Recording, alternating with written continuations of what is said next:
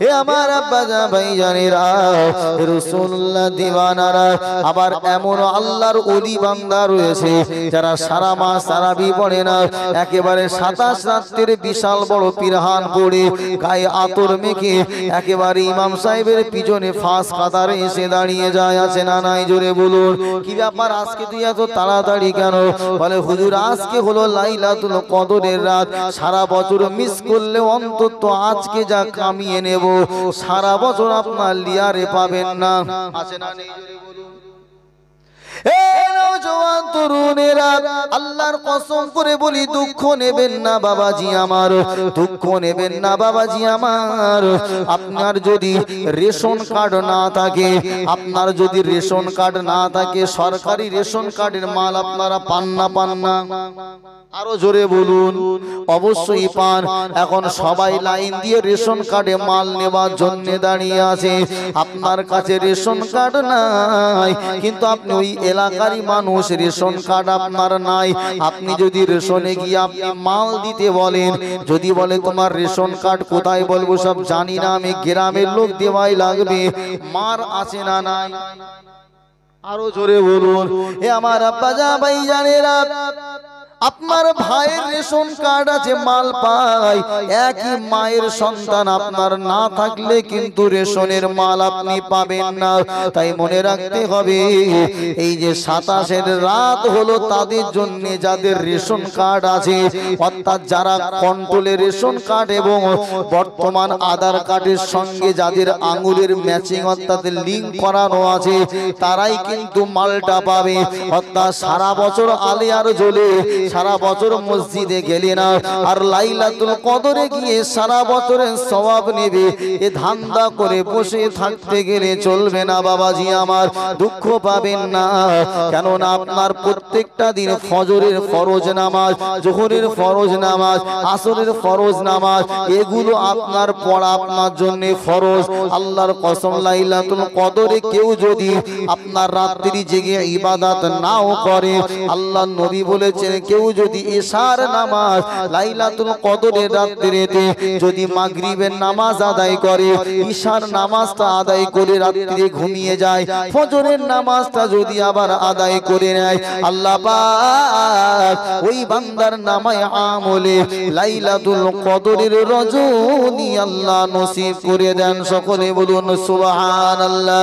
হে নওজওয়ানেরা, ও আমার আব্বা জান ভাইজানেরা, আল্লাহ পাক কোরআনের ভিতরে জানিয়েছেন, ইন্না আনজালনাহু ফি লাইলাতিল কদর, আমি আল্লাহ অবশ্যই এই লাইলাতুল কদরের রাত্রিতে আমি আল্লাহ কোরআন নাজিল করেছি। আল্লাহ পাক বলছেন, ওয়া মা আদরাকা, ও আমার হাবিব আপনি কি জানেন লাইলাতুল কদর কি? আল্লাহর নবীকে আল্লাহ পাক আবার জানিয়ে দিচ্ছেন, লাইলাতুল কদরি খায়রুম মিন আলফি শাহর। ওগো আমার প্যারা হাবিব, ওগো আমার প্যারা দোস্ত, গো প্যারা নবী, লাইলাতুল কদর এমন একটা রজনী, যে রজনীতে ইবাদত করলে 1000 মাস অপেক্ষা উত্তম এই রজনী আল্লাহ দিয়েছে। আল্লাহ পাক বললেন, তানাজ্জালুল মালাইকাতু, এই রাত্রিতে আসমান থেকে দুনিয়া জমিনে আল্লাহর রহমতের ফেরেশতারা অবতরণ করেন। তানাজ্জালুল মালাইকা মানে আল্লাহ অনেক ফেরেশতা পাঠান। ওয়ার রূহু, আল্লাহ পাক ওয়ার রূহু, রূহু মানে হলো হযরতে জিবরিল আমিন আলাইহিস সালাম। জোরে বলুন সুবহানাল্লাহ। আল্লাহ পাক রব্বুল আলামিনের যে ফেরেশতা জিবরাইল আমিন আছেন, ওনার নাম আল্লাহ পাক কোরআনের ভিতরে জানিয়েছেন, ওনার নাম হলো রূহুল আমিন। নাযালা বিহির রূহুল আমিন। আল্লাহ পাক 19 নম্বর পারা সূরাতুল শুআরার ভিতরে আমার আল্লাহ পাক জানিয়ে দিয়েছেন, অর্থাৎ রূহুল আমিন মানে হযরতে জিবরিল, আল্লাহর ফেরেশতারা আসেন, সাথে সাথে হযরতে জিবরিল আমিন আলাইহিস সালাতু ওয়াস সালাম তিনিও আসেন। সালামুন হিয়া হাত্তা মাতলাইল ফজর, এবং ওই রাত্রিতে যারা রাত্রি জাগরণ থেকে ইবাদত বান্দেগি করে তাদের জন্য আল্লাহ আল্লাহর দরবারে মাগফিরাত কামনা করে, তাদের জন্য ক্ষমা প্রার্থনা করে। হাত্তা মাতলাইল ফজর, যতক্ষণ না পর্যন্ত ফজরের নামাজ হয়ে যায় ওই সময় পর্যন্ত আল্লাহর রহমতে ফেরেশতারা দুনিয়া জমিনে তারা থেকে যায়। জোরে বলুন সুবহানাল্লাহ। এ রাসূলুল্লাহ দিওয়ানারা, আল্লাহ পাক উম্মতি মুহাম্মাদিকে লাইলাতুল কদর কেন দিয়েছেন? আল্লাহ নবী সাহাবা বলেছিলেন, ইয়া রাসূলুল্লাহ, আমাদের হায়াত 60-70 বছর, আর অন্যান্য নবীদের হায়াত, অন্যান্য নবীর উম্মতদের হায়াত হলো 100-200 বছর, 150 বছর, 300 বছর। ইয়া রাসূলুল্লাহ হে, ইয়া হাবিবাল্লাহ হুজুর, ময়দানে মাহশারে কিয়ামতের দিনেতে আমরা আপনার উম্মত ইবাদতের দিকে অনেক কমই হয়ে যাব, কেননা আমাদের থেকে তারা বেশি হায়াত পাওয়ার কারণে তারা বেশি বেশি নেকি অর্জন করবে। ইয়া রাসূলুল্লাহ, ইয়া হাবিবাল্লাহ হুজুর, কিন্তু আমরা তো এত বেশি ইবাদত বান্দেগি করতে পারবো না। আমার আল্লাহ পাকের হাবিব জানিয়েছিলেন, ও আমার সাহাবারা, চিন্তা করো না, চিন্তা করো না, আমার আল্লাহ পাক আমার উম্মতের জন্য স্পেশাল কিছু রজনী আল্লাহ দান করেছেন। ওই রজনীতে জাগ্রত থেকে ইবাদত করলে অন্যান্য উম্মতানিদের 200-300 বছর হায়াত পেয়ে যা নেকি তারা অর্জন করতে পারবে। এই কিছু কিছু হাতে গোনা রাত্রিতে ইবাদত বান্দেগি করলে আমার আল্লাহ ওই উম্মতানির তুলনায় আমার উম্মতানির নামায় আমলটা আল্লাহ ভারী করে দেবেন। জোরে বলুন সুবহানাল্লাহ। এ নওজোয়ান তরুণেরা, এ রাসূলুল্লাহর আশিকেরা, লাইলাতুল কদর মাস, লাইলাতুল কদরের রজনী হলো খায়রুম মিন আলফি শাহর। খায়রুন মানে হলো ভালো, মিন মানে থেকে, আলফুন মানে হলো হাজার, শাহরুন মানে হলো মাস। অর্থাৎ আল্লাহ বলেছেন 1000 মাস অপেক্ষা উত্তম হলো লাইলাতুল কদর। লাইলাতুল কদর 1000 মাস সমান সমান হয় 83 বছর 4 মাস। কত মাস? জোরে বলুন। 83 বছর 4 মাস মানে হলো 1000 মাস। এ রাসূলুল্লাহ দিওয়ানারা, তার মানে আল্লাহ রাসূলের উম্মতানি যদি ঈমানি অবস্থায় এই লাইলাতুল কদরের রাতে এক রাত ইবাদত করে, এক রাত ইবাদত করলে তার নামায় আমলে আল্লাহ 83 বছর 4 মাস নামাজ পড়বার সওয়াবটা আমার আল্লাহ লিখে দেন।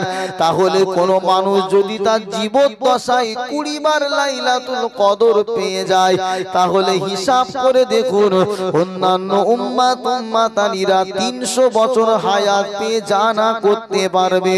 উম্মতি মুহাম্মাদি জীবনে যদি 20 থেকে 30 বার লাইলাতুল কদর পেয়ে যায়, আল্লাহর কসম করে বলি তাদের চেয়েও এই উম্মতি মুহাম্মাদির নামায়ে আমলটা আমার আল্লাহ বাড়িয়ে দেবেন। জোরে বলুন সুবহানাল্লাহ। এ ভাই জানেরা, ও আমার আব্বা জানেরা, আজকে মানুষ কতটা আমরা বদমাইশ হয়ে গেছি। আমরা রাসূলুল্লাহর হাদিসকে মান্যতা দিতে শিখি নাই। আল্লাহর নবী কোথাও বলে যায়নি 27 লাইলাতুল কদর, আল্লাহর নবী কোথাও বলেননি 25 লাইলাতুল কদর। কিন্তু না না না, আমার সমাজে দেখবেন একটা কথা চালু হয়ে রয়েছে। আমার সমাজের মানুষ সবাই জানে 27 রাত মানে হলো লাইলাতুল কদরের রাত। এ আমার আব্বা ভাই জানেরা, আল্লাহর নবী হাদিস শরীফের ভিতরে স্পষ্ট জানিয়েছেন, ও আমার সাহাবারা, ও আমার সাহাবারা, তোমরা মাঘে রমজানের শেষ দশকে লাইলাতুল কদরকে তালাশ করো।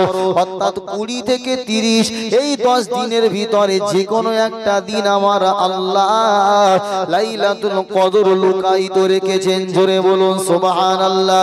হে আল্লাহর বান্দারা, আমাকে জবাব দিয়ে বলুন, আপনি লাইলাতুল কদর পাওয়ার উপলক্ষ করে আপনি 27 রাত্রে গেলেন, অথচ 27 না হয়ে আল্লাহ যদি 23 রাত্রে কদর করে দেয়, তাহলে আপনার নসিবে তো আর কদরের রাত জুটলো না।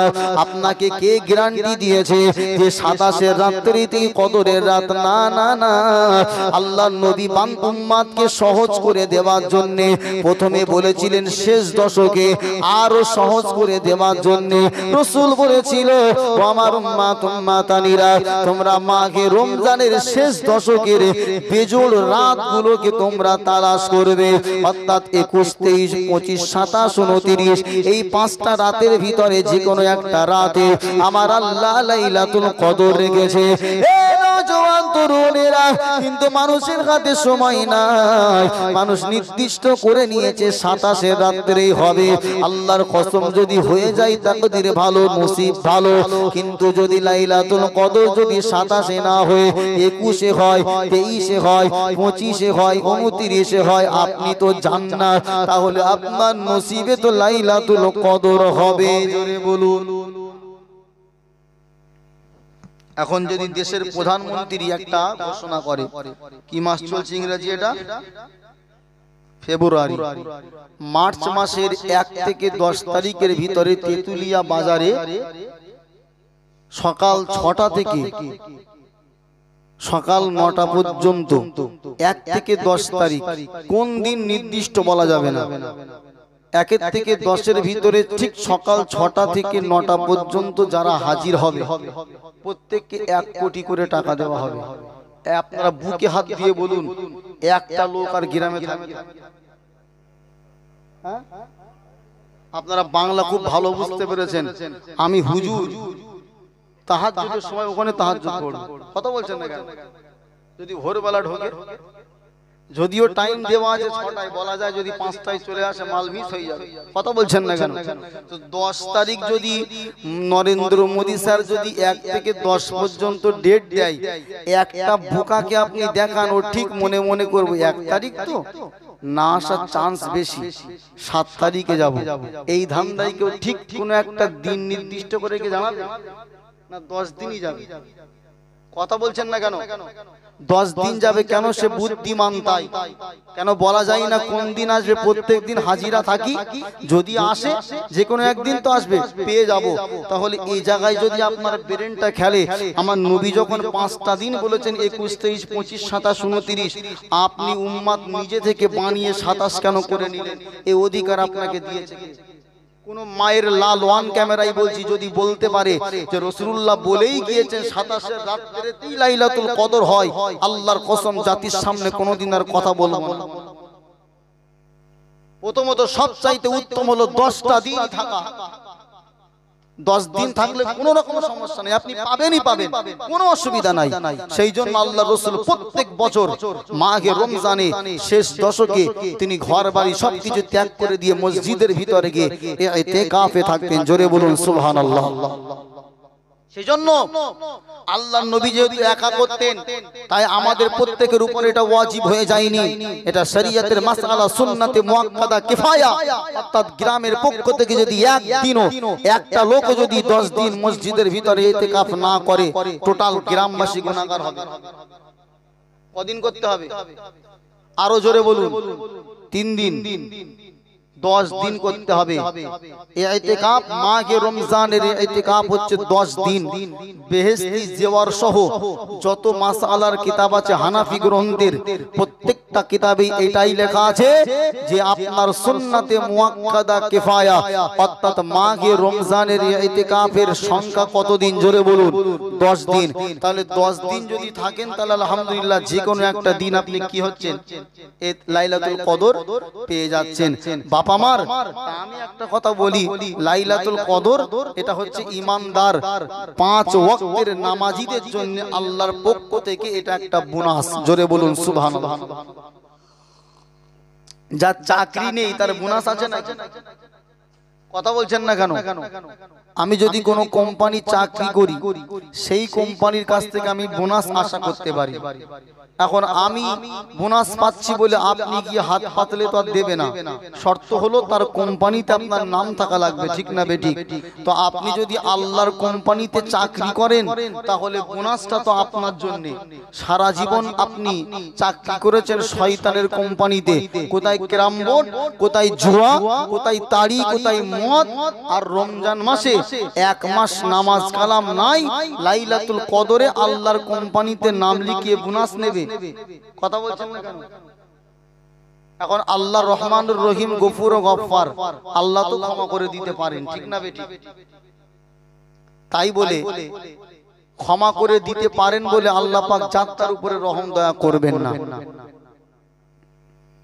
বাবা মার প্রত্যেকের কাছে অনুরোধ করছি, মাঘে রমজানের রোজা যেমন রাখবেন, সাথে সাথে 5 ওয়াক্তের নামাজও পড়বেন। কারা কারা পড়বেন সকলে বলুন ইনশাআল্লাহ। আমি হাত তুলতে বলবো না, ইনশাআল্লাহ বলুন। আল্লাহ কবুল করে নেন, সকলে বলুন আল্লাহুম্মা আমিন। তারাবির নামাজ কত রাকাত পড়েন আপনারা? 20 রাকাতই পড়বেন। এটা হযরত ওমর রাদিয়াল্লাহু তাআলা আনহু তিনি এই সিস্টেম চালু করে গেছেন। আল্লাহর নবী বলেছেন তোমরা আমাকে মানবে আর আমার খোলাফাদেরকে মানবে। অর্থাৎ হযরত ওমর, আবু বকর ইনাদের মত হচ্ছে, হযরত ওমরের মানে থেকে সাবিত প্রমাণ হচ্ছে আপনার 20 রাকাত তারাবির নামাজ। দেখবেন মাঘে রমজানে অনেক ঘোমটা হুজুর মার হবে, ফতোয়া দেবে যে 20 রাকাত নয় 8 রাকাত পড়লেই হবে। বাবা মার মনে রাখতে হবে 8 রাকাত না 20 রাকাত। আপনি বলবেন রাসূলুল্লাহ 20 রাকাত পড়িনি, আমরা কেন পড়তে যাব? ওরা তো তারাবি পড়ে না। ওরা যে হাদিসটা বলে থাকে, আম্মা জান আয়েশাকে জিজ্ঞাসা করা হয়েছিল, মা আম্মা জান আয়েশা রাসূলুল্লাহর আপনার কিয়ামুল লাইল অর্থাৎ রাতের নামাজের ব্যাপারে আপনি বলুন। ওই সময় আম্মা জান আয়েশা বলেছিলেন আল্লাহর নবী রমজান এবং রমজানের বাহিরে তিনি 11 রাকাতের বেশি নামাজ পড়তেন না। অর্থাৎ রমজান এবং রমজানের বাহিরে। আচ্ছা, যদি রমজানের বাহিরে শব্দটা আম্মা জান আয়েশা বলেছেন, রমজানের বাহিরে কি আল্লাহর নবী তারাবি পড়তেন? জোরে বলুন। রমজান এবং রমজানের বাহিরে অন্য মাসেও নবীজি 11 রাকাত করে পড়তেন। তার মানে 8 রাকাত হচ্ছে তাহাজ্জুদ আর 3 রাকাত হচ্ছে কি? জোরে বলুন, বিতিরের নামাজ। তাহলে কত রাকাত হলো? 11 রাকাত। তাহলে এটা তারাবির দলিল নয়, ওরা এটা তারাবির দলিল হিসাবে গ্রহণ করে যে 8 রাকাত। তাহলে সারা বছর 11 রাকাত পড়ো না কেন? আম্মা জান আয়েশা তো বলেছেন যে নবী রমজান মাসে এবং রমজানের বাহিরেও 11 রাকাত পড়তেন। ওনারা রাসূলুল্লাহ সাহাবী ওমরকে তারা মানতে চায় না। হযরত ওমর যেখানে বলেছেন যে 20 রাকাত তারাবি তোমরা পড়বে, হযরত ওমরের কথাটা আমাদের মানতে হবে না? হবে না? জোরে বলুন। আল্লাহ পাক রব্বুল আলামিন এক জায়গায় নয় 10-এর অধিক জায়গায় হযরত ওমরের মতের উপরে আল্লাহ কোরআনের আয়াত নাজিল করে দিয়েছেন। জোরে বলুন সুবহানাল্লাহ। কাবা শরীফের পাশে একটা জায়গা রয়েছে যেটাকে বলা হয় মাকাম ইব্রাহিম। কি? জোরে বলুন, মাকাম ইব্রাহিম। হযরত ওমর বলেছিলেন ইয়া রাসূলুল্লাহ, ইয়া হাবিবাল্লাহ হুজুর, এই জায়গাটা একটু নামাজের জায়গা বানিয়ে নিলে হয় না? আমার আল্লাহ পাক রব্বুল আলামিন কোরআনের আয়াত নাজিল করেছিলেন ওয়াত্তাখিযু মিন মাকাম ইব্রাহিম মুসাল্লা। অর্থাৎ হে আমার হাবিব, ওই জায়গাটা তোমরা নামাজের জায়গা হিসাবে বানিয়ে নাও। জোরে বলবেন সুবহানাল্লাহ। সেই হযরত ওমর রাদিয়াল্লাহু তাআলা আনহু জানার ব্যাপারে নবী বলেছেন, আমার পরে কেউ যদি কাউকে আল্লাহ নবী করতেন, তাহলে হযরত ওমরকে আল্লাহ বানিয়ে দিতেন। জোরে বলবেন সুবহানাল্লাহ। তাহলে 20 রাকাত তারাবি আমরা পড়বো, কোনো রকম সন্দেহ নাই, কোনো অসুবিধা নাই। সকলে বলুন ইনশাআল্লাহ। জোরে বলবেন না ইনশাআল্লাহ। আর মাঘে রমজানে যারা আপনারা টিউবলাইট পান করেন, মানে বুঝতে পেরেছেন, খবরদার। আমি অনেক রোজাদারকে দেখেছি ইফতারি নিয়ে বাইরে আসছে, বাইরে এসে একদম ঝড়ের মধ্যে গিয়ে, বাবারে সারাদিন কি কষ্টে ছিল। কেন? তুমি কষ্ট করে রোজা করলে কেনই মাকরু তাহরিমি কোন করবে? বলে হুজুর বিড়ি না খেলে আমার বাথরুম ক্লিয়ার হয় না। অনেক লোক আছে না নেই? ঘুমের ঘরে দেখবেন বালিশের ভিতরে শুধু হাত লাই, কি সে বিড়ির বান্ডেল খুঁজছে, বাথরুমের ভিতরে গিয়ে খাওয়ার আর জায়গা পাচ্ছে না, মানে ওইটা হচ্ছে ডাইনিং রুম। কি রুম? যেখানে মানুষ গেলে বার হতে পারলে বাঁচে, ওখানে গিয়েও ওই কাজ করছে। আল্লাহর কসম বলছি, ধূমপান করা, নিশা দ্রব্য সবকিছুই আল্লাহ রাসূল বলেছেন প্রত্যেকটা নিশা দ্রব্যই হচ্ছে হারাম। কি জোরে বলুন? হারাম। তো যারা বিড়ি খান, বিড়ি খেলে নবীজির সঙ্গে দিদার তাদের হবে না। বসিরহাট আল্লামা রুহুল আমিন রাহমাতুল্লাহ আলাইহির কিতাবের ফতোয়ায় লেখা আছে, যারা ধূমপান করে তাদের সঙ্গে রাসূলুল্লাহ দিদার হবে না কখনো। আমাদের এলাকায় আছে না নেই? জোরে বলুন। মুখে দাড়ি নিয়েও বিড়ি খাই, এরকম পীর সাহেব আছে না নেই? আছে না নেই? না না, সে তো যা আছে আছে, মুখে এত বড় দাড়ি দেখে মনে হয় জিবরাইলের খালাতো ভাই, তারপরেও বিড়ি খাচ্ছে। ইস, একটা ছেলে প্যান্ট শার্ট পরে মনে করেন সিনেমায় গিয়েছে, যদিও হারাম, আর আমি যদি জুব্বা পরে পাগড়ি পরে সিনেমায় যাই, সারা হলের লোক আমার দিকে পালাবে, বলবে কি বলো দিনে আমরা এসেছি, ই আবার এই সব করে কেন এখানে আসে? একটা সিস্টেম আছে না নেই? জোরে বলুন। তা আপনি কেন দাড়ি রেখে বিড়ি খেতে যাবেন? অনেক দাড়িওয়ালা রয়েছে, নামাজ পড়ে 5 ওয়াক্ত, আবার চায়ের দোকানে দেখবেন পায়ের উপরে পা তুলে সিনেমাও দেখে। আছে না নেই? এত দুঃখ রাখবো কোথায়, রাখার জায়গা নাই ভাই রে, এত দুঃখ রাখবো কোথায়, রাখার জায়গা নাই, আমাদেরই কপালেতে শান্তি বুঝি নাই ভাই রে, আমাদেরই কপালেতে শান্তি বুঝি নাই। 5 ওয়াক্ত নামাজ পড়ে দেখাই এমন ভাব, মক্কাতে যাওয়ার আগে নামের আগে লাগাই হাজি সাহেব। আছে না নেই? জোরে বলুন। হজের টিকিট সবে হয়েছে, বলে হাজি, উনি বাবা রে, ফুলে মোটা হচ্ছে। হজ হবে কার জন্য? জোরে বলুন। ওয়া আতিমুল হজ্জ ওয়াল উমরাতা লিল্লাহ, আল্লাহ বলেছে হজ করো, উমরা করো একমাত্র আমি আল্লাহ আমার জন্য। অনেক হাজি আছে যে আমি হজ করে আসলে এলাকার লোক আমার হাজি বলবে, এই ইচ্ছায় ঝান্ডাই যদি কেউ হজ করে, আল্লাহর কসম করে বলছি হজ মক্কায় থেকে যাবে, উপরে আর জোরে বলুন উঠবে না। অনেক হাজি আছে হজ করে বাড়ি এসে সালাম দেয় না, কেন? ডিগ্রি বেড়ে গেছে, ওরে বাপ, ও সালাম দেবে না, বড় পীর সাহেব হয়ে গেছে। আপনি আগে সালাম দেবেন। আমরা পড়েছি কিতাবের ভিতরে, যদি কেউ সাইকেল চালিয়ে যায় তাহলে সে হেঁটে হেঁটে আসা লোকটাকে সে আগে সালাম দেবে, কেননা সে অহংকার মুক্ত হবে। আমি যদি দামি গাড়ি চালিয়ে যাই, কেউ যদি সাইকেল চালিয়ে আসে, তাহলে আমার উচিত হবে সাইকেল চালানো লোকটাকে দেখে সালাম দেওয়া, কেন? তাহলে আমার অহংকার পালাবে। তা আমি যদি হাজি হই, আমি যদি হুজুর হই, আমি আগে সালাম দেব, কেন? আমি অহংকার মুক্ত হয়ে যাব। আর ও দেখেছে আসছে, যদি আমার আগে দেয়, হাজি অত সোজা নয়। এত দুঃখ রাখবো কোথায়, রাখার জায়গা নাই ভাই রে, এত দুঃখ রাখবো কোথায়, রাখার জায়গা নাই, আমাদেরই কপালেতে শান্তি বুঝি নাই। 5 ওয়াক্ত নামাজ পড়ে দেখাই এমন ভাব, মক্কাতে যাওয়ার আগে লাগাই হাজি সাহেব।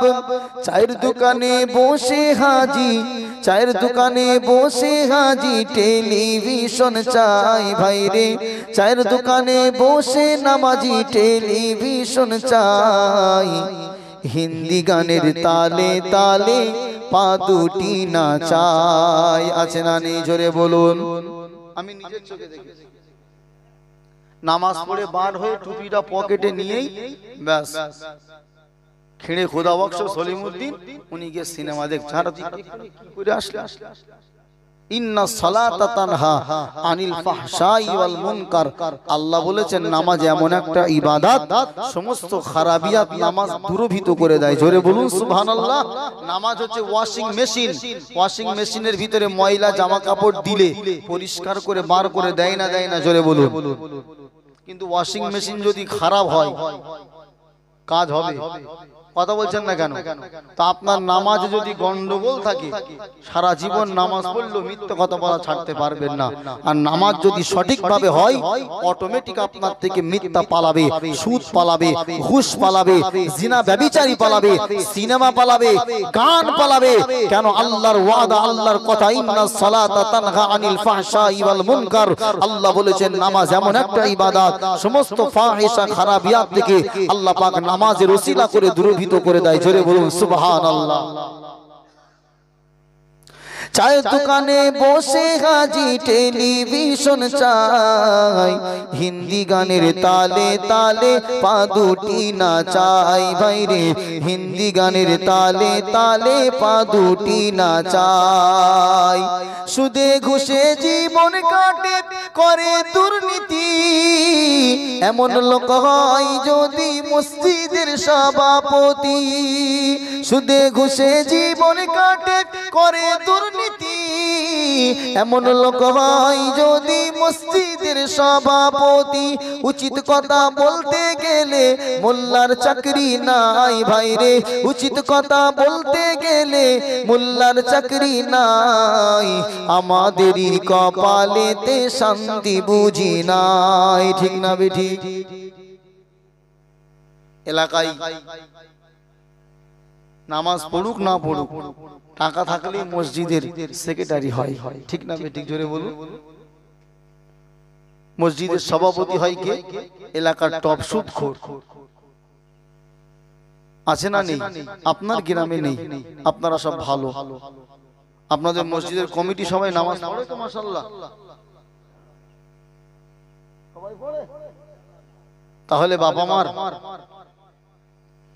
আপনি আপনার মেয়েটাকে সেই ছেলের হাতে দেবেন যে ছেলে রোজগার করতে পারে না, অর্থাৎ অপদার্থ? তার হাতে আপনার মেয়েকে দেবেন নাকি? কেন? আপনি জানেন ওর হাতে আমার মেয়ে দিলে সারা জীবন কান্না ছাড়া কোনো উপায় নেই। কেন? ওর সংসার করবার মতো যোগ্যতা নেই। তাহলে আপনি যখন এই জায়গাটাই ঠিক বোঝেন মেয়ের জীবন নষ্ট না করবেন, তাই সেই জন্য কোনো অপদার্থর হাতে আপনার মেয়েকে তুলে দেন না। তাহলে মসজিদ পরিচালনা করবার ক্ষেত্রে যে সমস্ত অপদার্থ, যারা নামাজ পড়ে না, যারা সারা জীবন কেবলামুখী হয় না, দাঁড়িয়ে আপনার পেশাব করে, এদের হাতে মসজিদের দায়িত্ব আপনারা দেন কেন? কথা কি বুঝে এসেছে? এদের হাতে মসজিদ দিলে আল্লাহর কসম বলছি মসজিদের ইমাম কখনো আপনার সুরক্ষিত থাকতে পারবে না। আল্লাহর বিধান যখনই প্রয়োগ করবার চেষ্টা করবে, বলবে এই হুজুর ভালো না, বাদ দাও। কটাকে বাদ দেবে? তুমি তো নিজেই হচ্ছে একটা রিজেক্ট মাল। ঠিক না বেটি? বাবাজি আমার, আল্লাহর ঘর কারা পরিচালনা করবেন সেটাও আমার আল্লাহ কোরআনে বলে দিয়েছেন। রাগ করছেন নাকি? সূরা তাওবা আল্লাহ বলেছেন ইন্নামা ইয়ামুরু মাসাজিদাল্লাহ, মসজিদের দায়িত্ব নেবে তারা মান আমানা বিল্লাহ, যারা ঈমানওয়ালা, ওয়াল ইয়াউমিল আখিরি, যারা আখিরাতের বিশ্বাসী, ওয়া আকামাস সালাহ, যারা নামাজ পড়ে, ওয়া আতাজ যাকাত, যারা যাকাত দেয়, ওয়া লাম ইয়াখশা ইল্লাল্লাহ, যাদের অন্তরে আল্লাহর ভয় আছে। ফাআসা উলাইকা আইয়াকুনা মিনাল মুহতাদিন, আল্লাহ বলছেন আশা করো তারা সবাই হেদায়েতের রাস্তাতে আছে। একবার জোরে বলবেন সুবহানাল্লাহ। তাহলে মসজিদের দায়িত্ব দিতে হবে কার কাছে? যে নামাজি, যে যাকাত দেয়। জোরে বলুন। ঠিক না বেটি? আর যদি এই রকম লোক ছাড়া অন্য লোকের হাতে দেন, আমি হুজুর বড় মুফতি এখন এয়ারপোর্টে গিয়ে পাইলটকে বলবো ভাই শোনো আমি এলাকার একটা টপ মুফতি, তো তোমার এই ফ্লাইট কলকাতা থেকে মুম্বাইগামী এই প্লেনটা আমি 2 ঘন্টা চালিয়ে নিয়ে যেতে চাই। কেন? আমি বড় মুফতি, আমি মুহাদ্দিস। আচ্ছা যদি আমি প্লেন চালানো না শিখে মুফতি বলে প্লেনের সিটে বসি, তো প্লেন মুম্বাই যাবে না আরজি করে যাবে? কথা বলে না। আরজি করে ডাক্তার তো বিরাট মার মারবে, প্রথমে কার মারবে? বলবে হারা তুই ওই কাজ কেন করতে গেছিস, সর্বনেশে এতগুলো জীবন নিয়ে যে আকাশে উঠতে গেছিস, পাওয়া যাবে? আরে কথার কথা বললাম। তাহলে আমার যদি যোগ্যতা না থাকে আমি প্লেনের সিটে বসতে পারবো? যেটা বলছেন না কেন, যোগ্যতা অর্জন করে বসতে হবে। তুমিও যদি মসজিদের সিটে বসতে চাও তোমারও যোগ্যতা থাকা লাগবে না? কথা বলছেন না কেন? ভালো ডাক্তার না হলে মেয়ের, ছেলের, মায়ের, বাপের অপারেশনের জন্য ওটিতে পাঠান না, যদি কাটতে গিয়ে মেরে ফেলে। হেতুড়ে ডাক্তার যেমন মানুষের জীবন নেয়, আর হেতুড়ে মাওলানা মানুষের ঈমান নষ্ট করে। বাবা মার যোগ্যতা সম্পন্ন ডাক্তার ছাড়া কেউ আমরা ওটিতে দিতে চাই না, কেননা যদি সেলাই করতে গিয়ে, কাটতে গিয়ে গন্ডগোল করে জীবনের আশঙ্কা আছে। ঠিক না বেঠিক? তাহলে যোগ্যতা যার থাকবে তার কাছেই দিতে হবে। তাহলে এই মসজিদের, আপনাদের যে এলাকার মসজিদগুলো আছে, সেই মসজিদের দায়িত্ব পালন করবার ক্ষেত্রে যোগ্যতার দরকার। সেই যোগ্যতাটা এমবিবিএস ডাক্তারও নয়, আল্লাহর কসম টাকাওয়ালা নয়, আল্লাহর কসম বলছি এমএলএ এমপি নয়। সেই যোগ্যতা অর্জন তারাই করবে যারা নামাজ পড়ে আর আল্লাহর ভয় করে। জোরে বলবেন সুবহানাল্লাহ। বলে তোকে মসজিদের কমিটি বানাবো, তো চুল ধরতে মূল নাই, তুই কি করতে হবি রে? এই তো তুই হবি, তুই তো হারামখোর। কথা কি রাগ করছেন বাবাজিরা? হালাল মাল যারা খায়